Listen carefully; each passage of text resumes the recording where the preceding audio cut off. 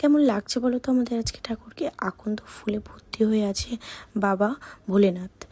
আজকে আমাদের মানে শিব ঠাকুরকে মনের মতোভাবে সাজিয়েছি আকন্দ ফুল দিয়ে। মালা করতে পারিনি, সময় পাইনি, ওই জন্য। তো মালাটা দিলে বেশি ভালো লাগতো, তাই জন্য যত ফুল এনেছিলাম সব দিয়ে দিয়েছি। একটু গিয়েছিলাম দিদার বাড়ির থেকে, অনেক বছর পর, অনেক দিন পর গিয়েছিলাম। তো সেখানে গিয়ে দেখি আকন্দ ফুল পুরো গাছে ভর্তি হয়ে আছে। তো ভাবলাম যে একটু ঠাকুরের জন্য গিয়ে একটু মালা করে ঠাকুরকে দেব। তো ওই জন্য মালা আর করতে পারিনি, ওই জন্য আকন্দ ফুল যত এনেছি, মানে এটা তো মানে ক্যামেরাতে বা ভিডিওতে কম দেখাচ্ছে, অনেক এনেছিলাম।